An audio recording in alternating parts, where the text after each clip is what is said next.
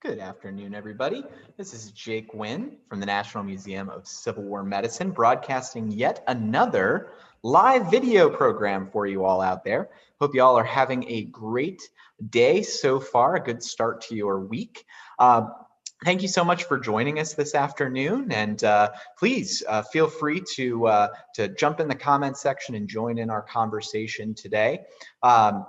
I'm very excited to be with you all this afternoon. Very excited to be presenting this program today. I'm actually broadcasting live from the Clara Barton Missing Soldiers Office Museum in downtown Washington, D.C., a place that I am stationed at here typically for the Civil War Medicine Museum, a location that is available for visit now by appointment.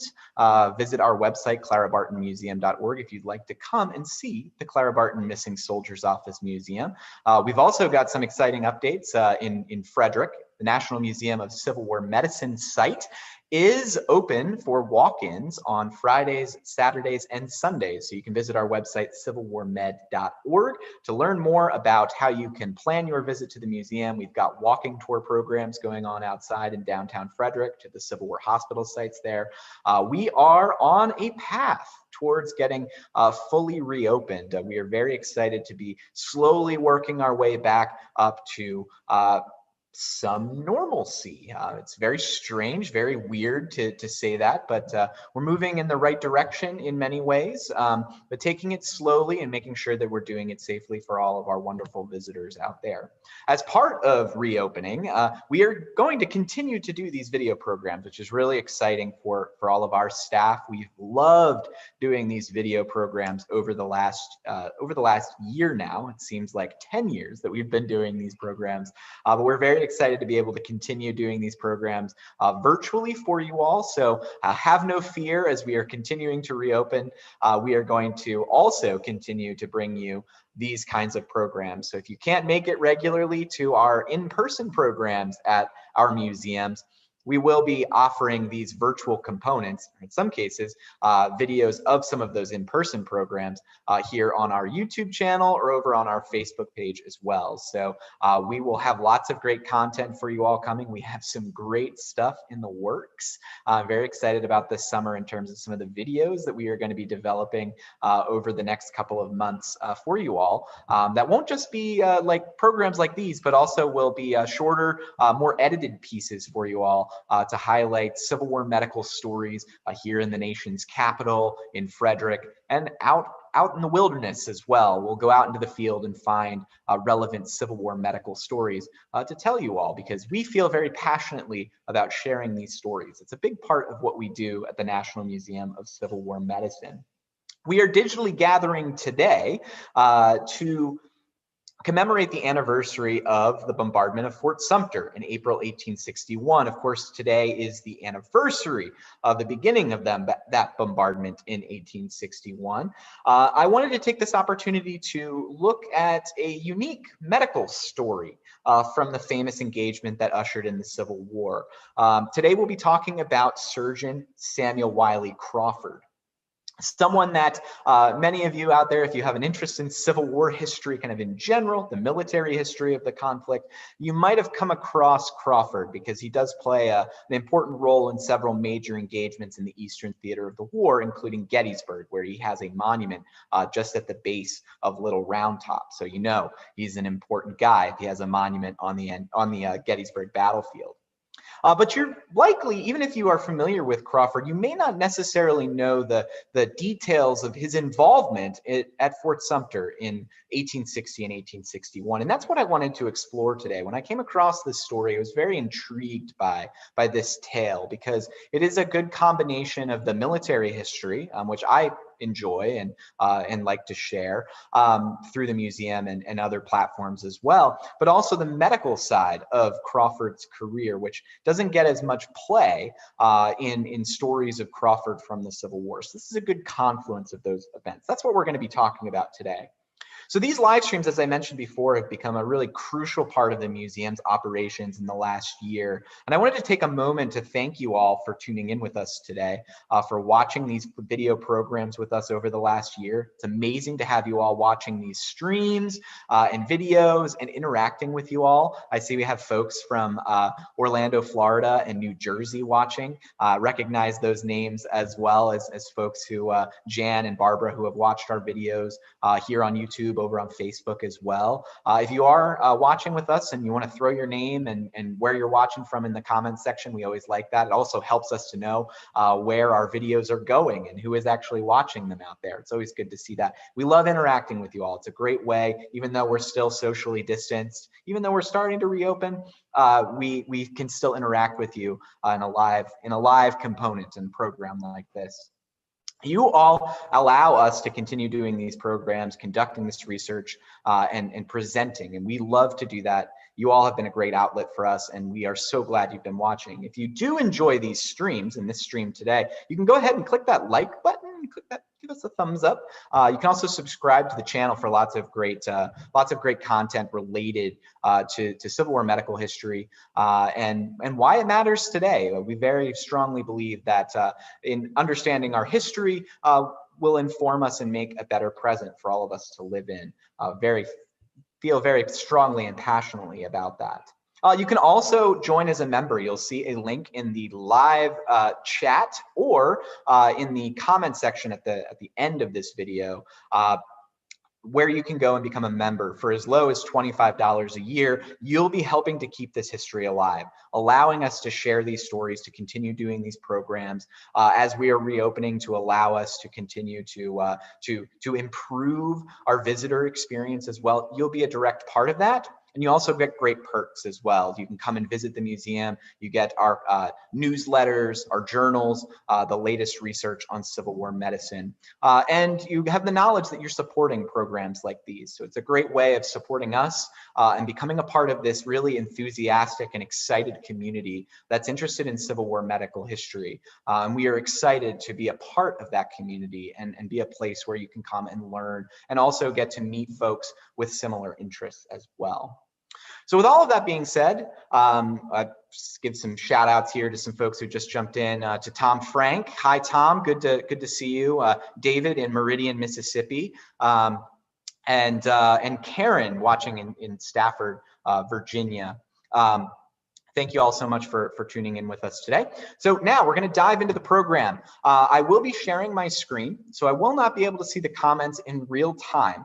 But please, if you have a comment or question, please drop that into the chat. I can scroll back through that at the end of the program, of my part of the program, and we can have a little discussion about some of your comments and questions. So feel free to add them. Don't get frustrated if I'm not addressing your question. I can't see them, so I'll come back to them at the conclusion of the slideshow with these images, and then we will address that and have a little discussion. So I'm going to jump on over to screen share now, and we will dive in to today's presentation.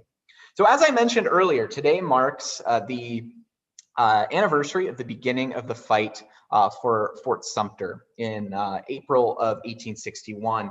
April 12th, 1861 at 4:30 in the morning, Southern cannons opened fire on a tiny U.S. Army garrison inside Fort Sumter, which was located at the mouth of Charleston Harbor in South Carolina. It marked the opening of the Civil War.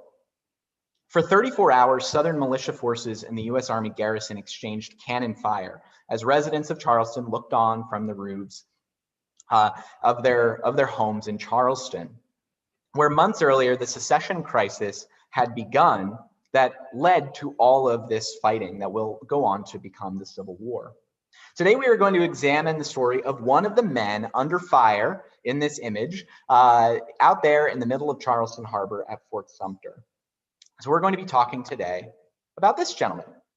Again, someone that many of you might be familiar with, or at least have heard the name before. This is Assistant Surgeon Samuel Crawford. Samuel Crawford was a U.S. Army assistant surgeon who had been in the Army for about a decade when he found himself under fire by his own countrymen at Fort Sumter. This is not a career in the military that would make him famous. Instead, his actions at Fort Sumter and subsequent decisions after Fort Sumter charted a different military path for Crawford. He came to South Carolina in the late summer, early fall of 1860. It was a very turbulent time to arrive in Charleston as the lead up to the 1860 election was taking place. He was sent from New England. He was actually in Rhode Island when he received this telegram. You can see Newport, Rhode Island here in this telegram, a copy of it. He was on leave. He was ordered to take a position as a surgeon at the military garrison at Charleston, which mostly was not at Fort Sumter. And we'll talk a little bit about that. It's at Fort Moultrie on Sullivan's Island on the north side of Charleston Harbor. He was brought in to replace the previous surgeon who had died of illness while serving in a medical capacity at that post. So when he arrived, when Crawford arrived in Charleston, he found the city a powder keg, even though the election of 1860 was still months away. Already notions of secession and looming political crisis swelled throughout the city. As a Northerner, Crawford likely did not feel particularly welcome in the city when he arrived, and he quickly went out to join the garrison away from Charleston itself. He would return to the city on numerous occasions, though, in the weeks and months to come. Now, out in Charleston Harbor stood a large monument to the federal government and its military authority. This is Fort Sumter. Fort Sumter was yet unfinished out in the middle of the shipping channel near the mouth of Charleston Harbor, designed as part of a ring of forts meant to protect this valuable seaport. Its defenses were chiefly designed to keep foreign adversaries out, not fighting forces inland. It soon would become the focus of the divided nation's attention. I want to go back, though, as we've introduced Surgeon Crawford to Charleston. He has arrived in 1860. I want to go back and talk a little bit about Crawford's origin story. Talk a little bit about his background. Samuel Wiley Crawford was born in Franklin County, Pennsylvania, near Chambersburg in November 1829. In 1846, he graduated from the University of Pennsylvania, and 4 years later, in 1850, he graduated from the university's medical school. As we talked about before in programs both in person and online, Philadelphia was known as having some of the best medical schools in America at this point in our nation's history. Crawford graduated from the medical school at a time of great change, both within the larger medical community and within the University of Pennsylvania's medical school as well. Major changes were taking place that put a greater emphasis on the scientific method, on hands-on learning experiences for medical students, as well as the rise of professionalized faculty. And those faculty members oftentimes became the driving force to recruit new medical students to those schools, because if you had a more professionalized, well-known staff of physicians teaching at these schools, it would attract some of the better students to these schools. And around this time, late 1840s, early 1850s, there's a lot of evolution and changes going on within the medical community in Philadelphia that we're starting to see some of the changes that will fully take root in the United States during the Civil War era in the years that followed. So this is a really crucial moment, again, in American medical history, in which Crawford is emerging as a young surgeon.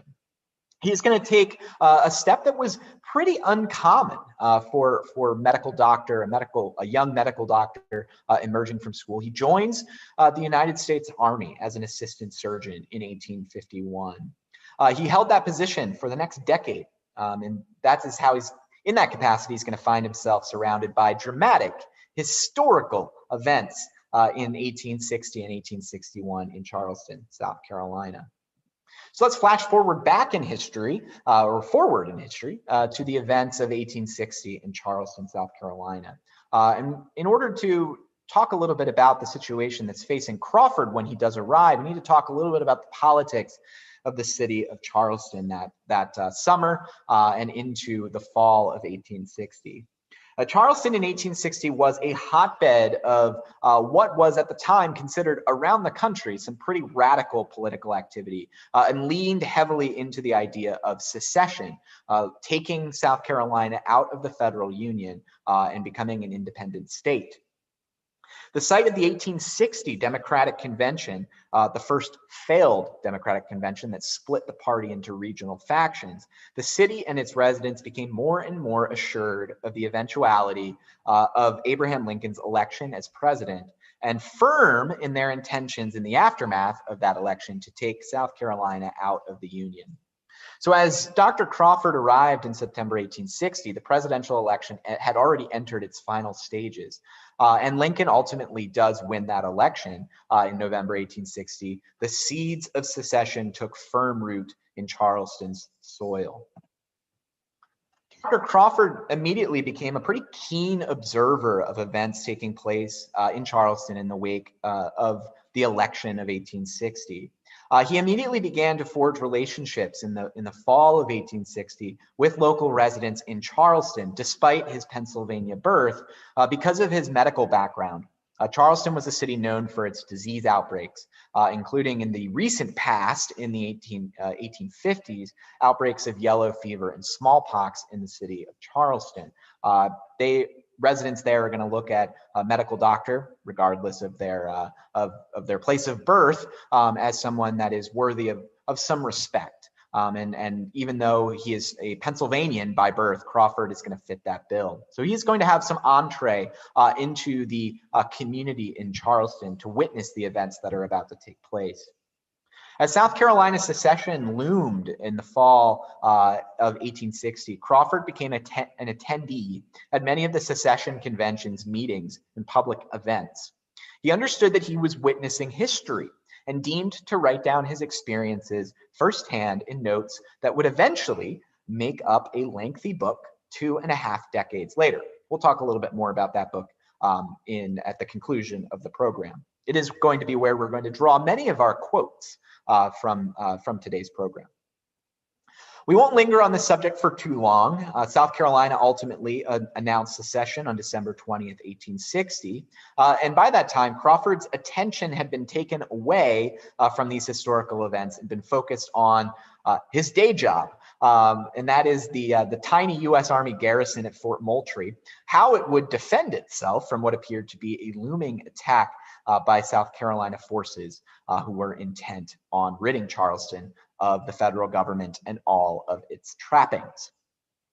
So who is serving alongside with Crawford? Who is Crawford serving? Who is his superior officer? That would be the gentleman on the left.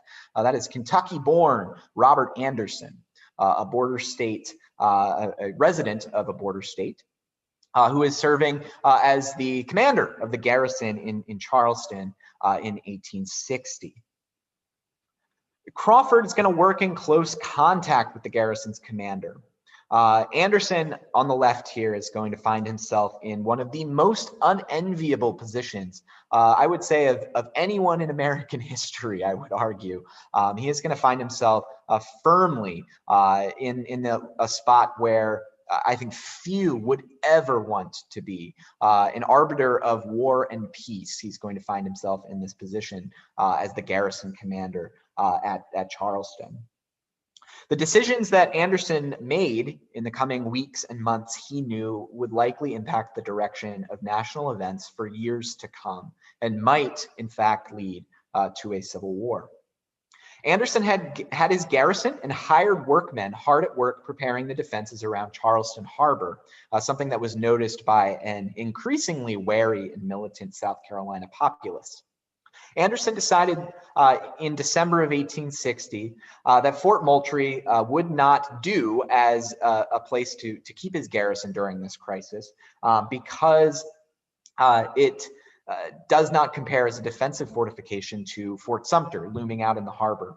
Sullivan's Island was easily accessible to the mainland, meaning that his fort at Moultrie could be easily overrun. And so Anderson is going to make the decision to move the garrison from Fort Sumter ultimately, or from Fort Moultrie into Fort Sumter.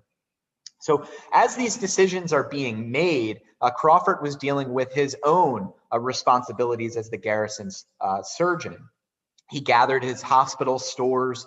He moved his hospital. Initially, the hospital at Fort Moultrie was located outside of the fortifications. And so he had to move all of his stores, move his hospital inside the fort. And he's also going to be looking after the health of the garrison, which numbered about 80 men. That's going to be the garrison that goes into Sumter. There is also family attached to especially the officers, but some of the men as well. And there's also a group of workmen, civilians, who are being contracted in to work on the fortifications as well. So Crawford is pretty busy, even though this is a small garrison. The circumstances here are going to mean that he is going to be quite busy in his role as surgeon. That doesn't mean he's going to not moonlight doing other things. He will, including being a historian of all of these moments that are taking place around him. Now, as for some of the other officers who are serving along with him, there's a great image of the officers who are serving at Fort Moultrie and then Fort Sumter in 1860 and 1861. Two relevant figures, of course, for us who we've already discussed, Robert Anderson right here, and at his left, Surgeon Crawford. Other famous officers in here, two that I know well, Abner Doubleday is serving here, as well as Jefferson C. Davis, not related to that Jefferson Davis. Both of those officers are going to go on to have careers, notable careers in the U.S. Army after Fort Sumter as well. So these are this is the leadership team inside Fort Sumter who are going to be ultimately in charge of manning this garrison and dealing with the situation that is escalating very quickly outside of Charleston, in and around Charleston Harbor. So I want to talk a little bit about moving to Fort Sumter from Fort Moultrie. This famously takes place on the night of December 26th. The garrison at Fort Moultrie moves into Fort Sumter under Anderson's orders under the cover of darkness, which you can see from this illustration. The guns that were at Fort Moultrie are left behind. They are spiked on the night of the 26th.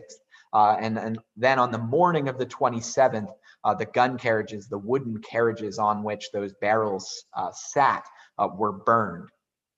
Crawford goes over to Fort Sumter with the garrison. He ultimately comes back to, he returns to Fort Moultrie on the morning of the 27th in order to bring across the hospital stores of Fort Moultrie into Fort Sumter. He described the scene like this. He says, quote, "Early on the morning of the 27th, the writer returned to Fort Moultrie for the purpose of directing the transfer of the hospital department to Fort Sumter. Upon approaching the work, a heavy column of smoke appeared above the parapet." There he's referring to the burning of the gun carriages. He continues, quote, "The day was passed in transferring a large supply of ammunition in the entire hospital department with its 1 year's supply of stores." Ultimately, it's this action, though bloodless, no shots are fired, that is going to really create the situation that leads to the opening of the Civil War months later. This is where battle lines are going to be drawn. The South Carolina militia forces and militia forces from other states are going to gather in and around Fort Moultrie and other fortifications around Charleston Harbor surrounding Fort Sumter. And those positions are going to hold for the next 4 months or so until the situation eventually does devolve into war. Out in Fort Sumter, this is an illustration from the book that Crawford will write in the years after the Civil War. The garrison was cut off largely from the world, although, as we will see in just a second, there is still communication. Mail communication is still going to be had. The fort is still communicating somewhat with authorities in what will be Confederate authorities, South Carolina authorities in Charleston. Situation, though, inside the fort is going to become more and more precarious because they are very limited in terms of food. Fuel sources are very limited inside the fortification as well. So this is going to become a situation that is going to devolve pretty quickly over the next couple of months. Anderson and Crawford consulted as to how to best restrict the limited rations of the men to allow the garrison to remain as long as possible. On January 15th, 1861, so coming up on 3 weeks after they move into the garrison, Crawford recalled, quote, "An inspection and inventory of the stores on hand showed a limited supply of some of the articles of the ration, that instead of a 6 months supply, there was scarcely 4, and that it would be necessary to place the command upon half rations of coffee and sugar, and to deprive the officers temporarily altogether. There were neither candles nor soap for issue, and but a half barrel of salt." But despite limits on rations, Crawford reported that the garrison were in good spirits despite the siege that had begun. Crawford remembered, quote, "The enlisted men were in good spirits and worked with alacrity, everyone seeming to feel the responsibility of his own position. The difficulties in regard to the fresh provisions had been adjusted. The mails were sent regularly, and the garrison maintained a high state of health. Every effort to strengthen and prepare the work to resist an attack that all felt must sooner or later be made upon it was made."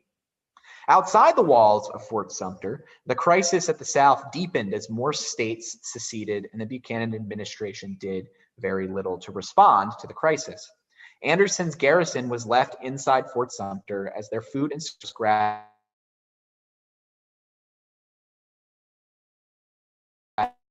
possible despite their ordeal.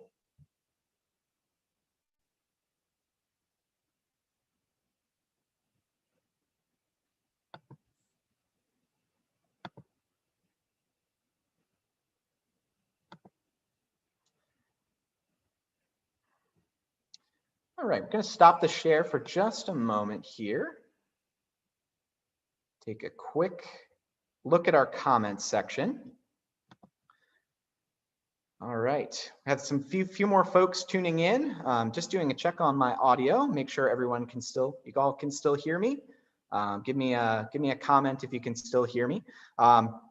Giving a shout out here to 2 more folks who joined. We have Debbie Roberts joining from Reno, Nevada, and Fran from Gettysburg. Hi, Fran. Hope you're doing well today.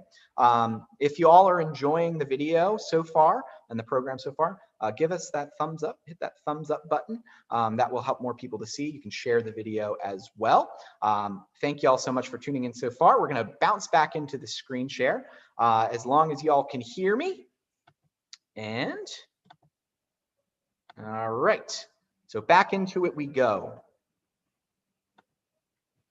All right. With the arrival of the garrison into Fort Sumter, there is going to be as I mentioned before, a kind of mobilization of militia forces of South Carolina in and around the forts around Fort Sumter.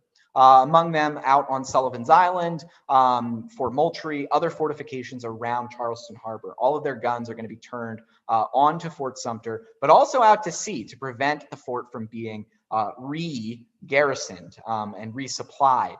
And so this becomes this situation comes to a head on January 9th, 1861. One of the few actions taken by the Buchanan administration is an attempt to send supplies on the steamer Star of the West to Fort Sumter. And as this Harper's Weekly illustration shows, forces around militia forces around Charleston Harbor do fire upon the Star of the West and prevent her from docking at Fort Sumter, which solidifies the siege mentality and the understanding that this is now a siege. As shots have been fired in this growing conflict, this incident is going to kind of seal the fate of the Fort Sumter garrison.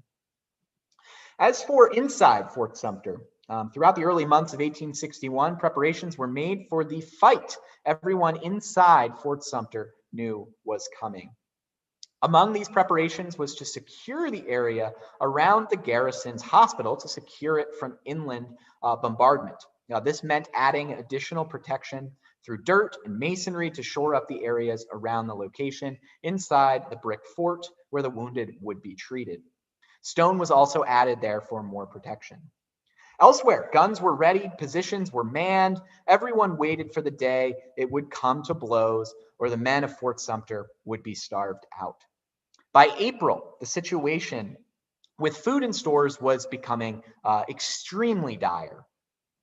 Crawford remembered, quote, "The rations were fast diminishing. There was but little bread and rice. But by putting the command on half rations, he thought he could make his bread ration last until the 13th. The strictest economy was enjoyed, and the officers compelled to take with them the fragments of bread or crackers that remained after any meal. One cracker to a man morning and evening, none at dinner, was now ordered. The greatest enthusiasm prevailed among the men. While their long confinement was telling upon them, they were yet in good spirits, although unfit for any fatiguing labor. And they worked by day and night at the preparations to protect the anticipated landing of supplies, which they had hoped for being sent from the north. But they were also preparing themselves for any potential landings of Confederate forces or militia forces of South Carolina trying to take the fort by force. He also, Robert Anderson, the fort's commander, ordered all of the men into the casemates, into the protective fortifications of the fort itself, which were made of brick and masonry, to protect them as the situation outside the fort deteriorated and battle loomed. Crawford wrote this, saying, quote, "All of the surplus blankets and extra company clothing, as well as the bed clothing of the hospital, were used to make cartridge bags, while shot and shell were distributed to the guns." On April 11th, preparations were completed for whatever was to come. Crawford wrote, quote, "The greatest eagerness was manifested among the men, as they anticipated an immediate solution of the existing difficulty. All of the command were now in the casemates, the hospital arrangements completed. That day, nearly all of the food was exhausted." Crawford wrote, quote, "The bread ration was now exhausted. Salt pork was the only food left." The situation has reached the crisis. And at this moment of crisis, where the garrison of Fort Sumter is awaiting either resupply or the opening of hostilities, negotiations ultimately break down and fail. And I know we haven't really talked about kind of the larger context of Fort Sumter to look at the complexities of the situation of South Carolina and Governor Pickens and the Buchanan administration, and then the Lincoln administration when it arrives after the inauguration in March of 1861. I wanted to keep this presentation focused on the experience of Crawford and the men inside Fort Sumter. So I know that is kind of, it misses the larger context, but for the purposes of our story today and to understand the experience inside Fort Sumter, I wanted to keep it to the experiences of the men inside and keep out some of the external conflicts and complications that lead to Fort Sumter. Otherwise, we would be here for hours because I could talk about Fort Sumter for a really, really long time. So we're going to keep it focused. So as negotiations failed, the bombardment, Confederate bombardment began in the early morning hours of April 12, 1861, with Southern guns firing on Fort Sumter from all around Charleston Harbor. With so few men and officers inside the fort, remember about 80 men inside the garrison, Crawford soon realized that his assistance was needed in manning, aiming, and firing the guns in response. The protective casemates shielded the men from serious wounds, mostly, as shells came rocking in from all around, meaning that the hospital was left mostly empty and leaving Crawford to assist in the counter bombardment. As night fell on the 12th, the hospital was emptied to further supply the guns. Crawford wrote, quote, "Nearly all of the extra clothing and material from the hospital had been used, mostly to sew cartridge bags to continue firing the guns." Crawford also performed inspections of the work to ensure that it was not crumbling or burning on the 12th, as well as will become a severe problem on April 13th. There were a handful of wounded that Crawford patched up with his limited means. He reported in his after-action report that he treated 4 wounded soldiers in the course of the bombardment. Sergeant Thomas Kernan, Private James Hayes, Private Edward Galway, and Mechanic John Swearer. Ultimately, though, the garrison inside Fort Sumter is forced to retreat farther and farther inside the fort as destruction from Confederate shell fire leads to the crumbling of the masonry of the fort, but also of fires breaking out in the wooden innards of the fort itself. And this is going to lead to evacuation of parts of the fort and ultimately make the fort untenable as a position, not to mention that the garrison was essentially out of food. So at this point, decisions are going to be made, and Anderson is going to make preparations to surrender the fort, which ultimately does take place. One of Crawford's last remaining acts, so as the fort, after the fort is surrendered and the preparations are being made to evacuate the U.S. Army garrison from Sumter, ultimately before this photo has taken place, with a Confederate flag flying over Fort Sumter. This is a good image showing kind of the damage done inside the fort. You can see where evidence of the fires, of shell fire inside the fort, showing that this was pretty severely damaged, but still mostly intact as a result of the bombardment. But one of the last acts that Crawford's going to be involved in at Fort Sumter was to care for the wounded from an explosion of a gun during the surrender ceremonies. Crawford described the scene, which is the most bloodshed of any part of the battle for Fort Sumter takes place during this surrender ceremony. He writes, quote, "The cartridges to be used had been placed by the side of each gun, amid the debris of broken brick and mason work and fragments of slate and lead in a confused mass.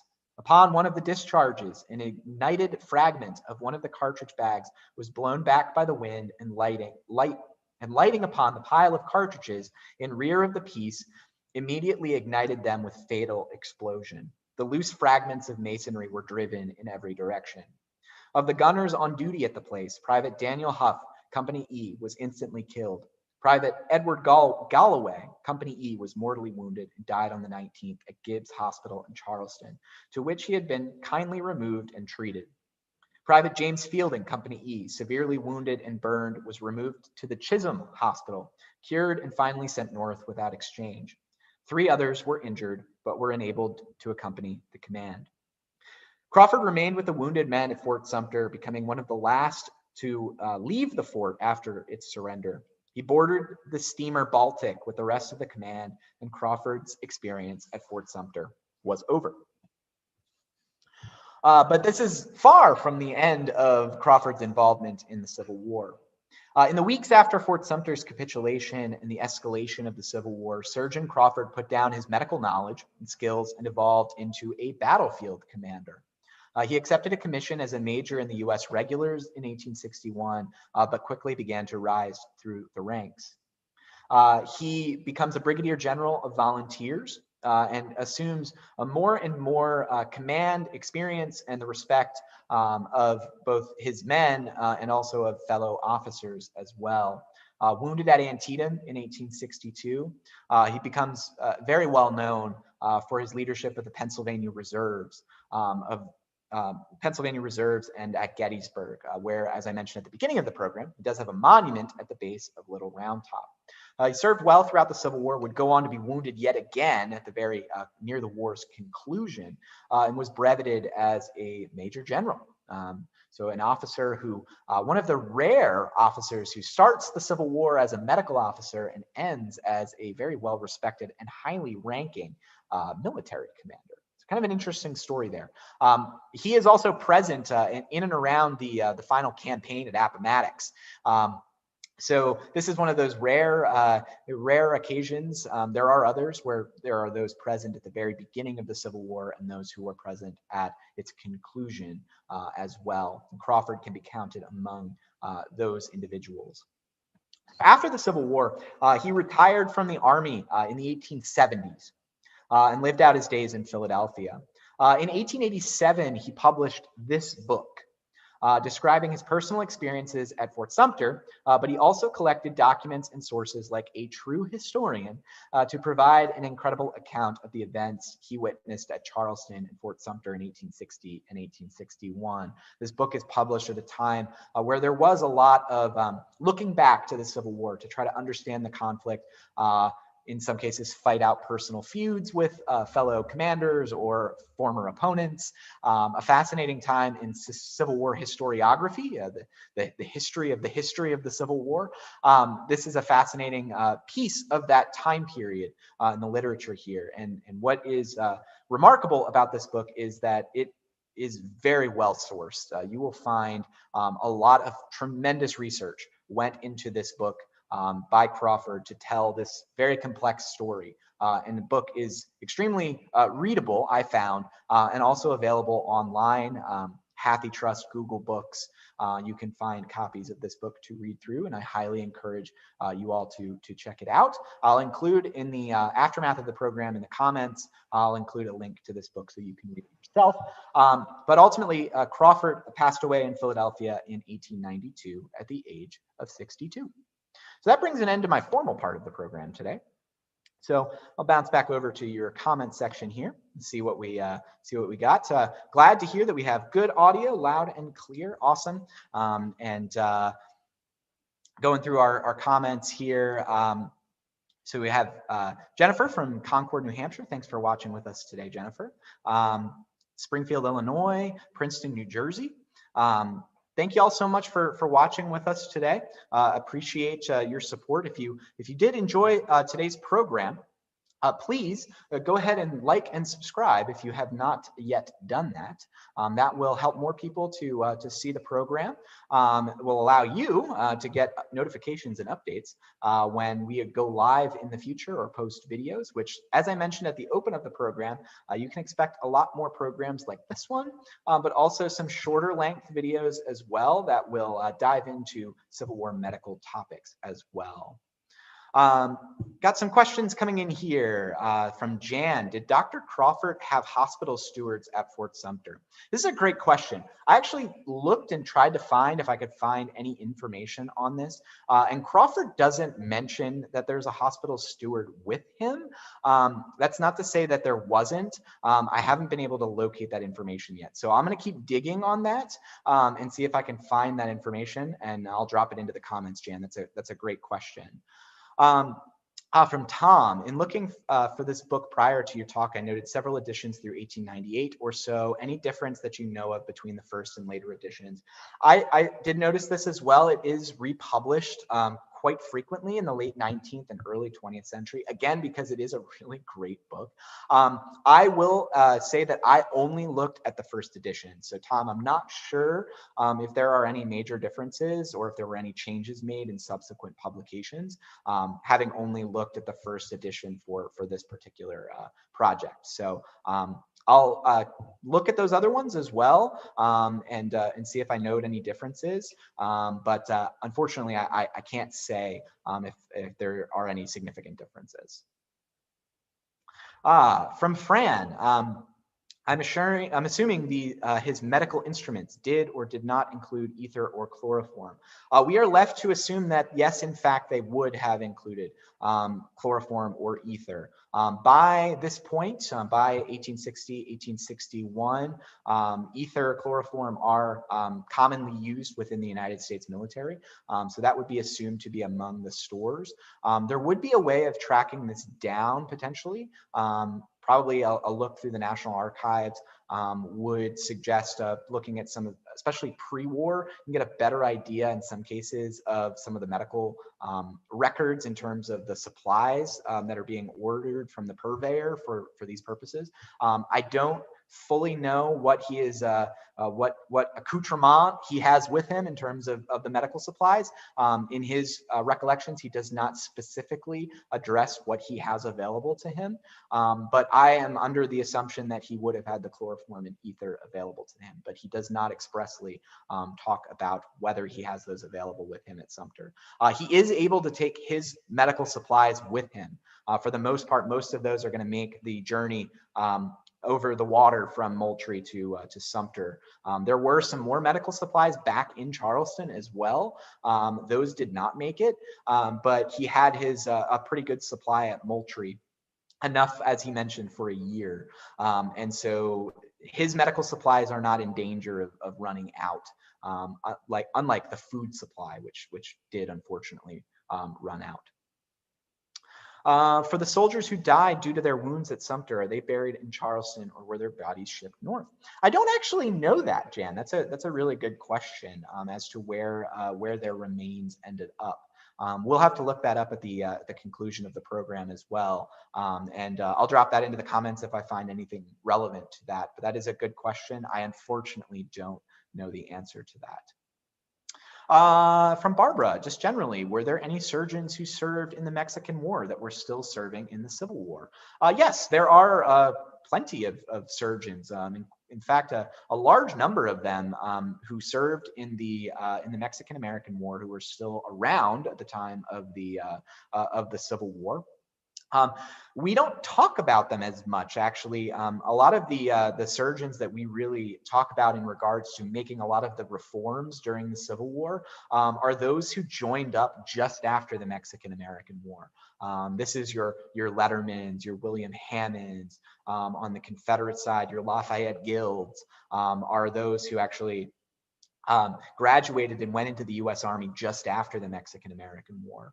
But there were a number of military surgeons who served in the Mexican-American War and who ultimately serve again in the Civil War.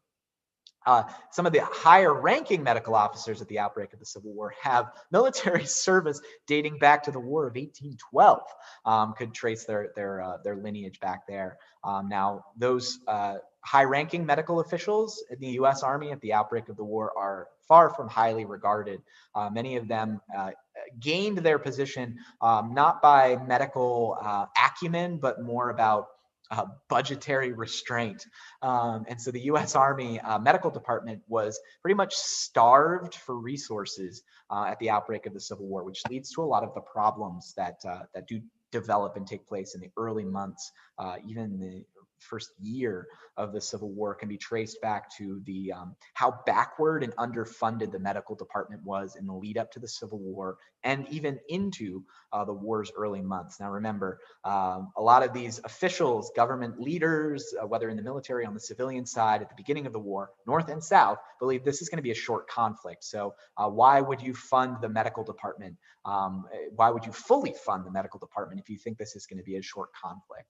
All of those kinds of issues at the beginning of the Civil War can be traced backward through the 1850s, the Mexican-American War, and as far back as the War of 1812. So a longer answer than to just your question, Jan, but I think a good point to address some of the other relevant issues here. From Jan, where did Crawford get his medical training? He died in Philadelphia. Is he from PA? Yes, at the beginning of the program, Jan, I do reference that Crawford was born in Franklin County, Pennsylvania, in the Cumberland Valley. He attended the University of Pennsylvania as an undergraduate, and then upon graduating from the school, he attended the university's medical school, which is in essentially the same tiny campus in Philadelphia at the time, buildings kind of next door to one another, and that is where he attended medical school. So he had some connections in Philadelphia, and he actually wrote the foreword, at least, the foreword to his 1887 book on the Fort Sumter crisis. He wrote that at the University of Pennsylvania in 1887. So he still had connections to the school as well. So he traced his medical background, his schooling background to the University of Pennsylvania and to Philadelphia. I will note as well on that that there's a really great digital exhibit that I used in the course of this presentation and making this presentation from the University of Pennsylvania.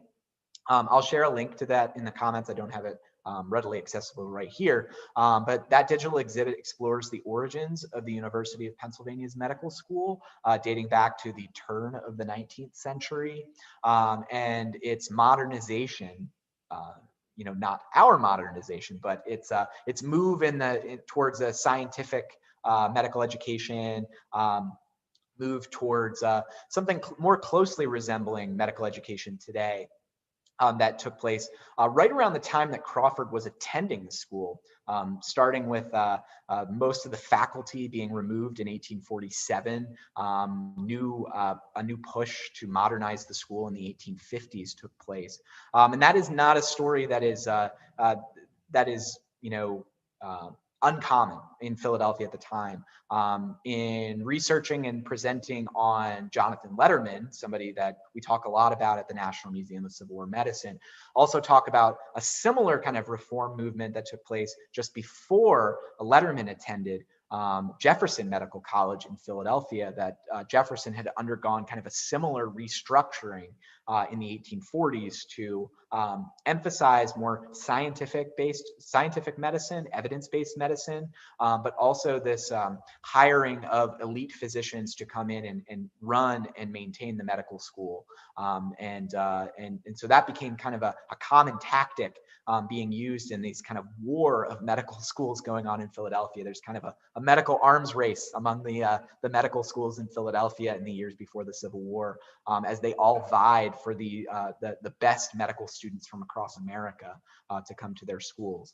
Crawford attends UPenn in the midst of that evolution and that change. So it was a very interesting time to be in Philadelphia, to be attending a medical school, as Philadelphia begins to take on some of the trappings of schools in Europe, which were very well known for being kind of focuses of medical thought and innovation in medical thought, places like Paris, Edinburgh, London. Philadelphia is trying to emulate some of those schools of thought and adapt it to their medical schools. Like I said, Crawford is going to play a role in that. All right, so it looks like that brings an end to our comments section. I want to thank you all so much for watching with us, watching with me today. I hope you enjoyed today's presentation as we continue over the next day or so to commemorate the anniversary of Fort Sumter. I want to thank you all so much for tuning in. If you did enjoy the program, please hit that like button, subscribe if you haven't yet subscribed. And if you haven't yet become a member of the National Museum of Civil War Medicine, encourage you to go on up over to the live chat or down below and click through to this National Museum of Civil War Medicine's webpage. Go on over to our membership page, become a member, support video programs like these. It allows us to continue sharing these stories, to develop further our visitor resources at our 3 locations, and gives you lots of cool perks as well, whether you can come and visit the museum or learn about new cutting-edge medical research on Civil War medical research through our journal and newsletters. I want to thank you all so much for watching with me today. I hope you have a good week. Myself, my colleague John Lustria will be back on Wednesday. We'll be broadcasting live from Harper's Ferry, West Virginia, talking about medical stories from Harper's Ferry, highlighting some incredible medical history sites at that location. We hope you'll tune in then. For now, this is Jake Wynn from the National Museum of Civil War Medicine signing off. Have a great day, everybody.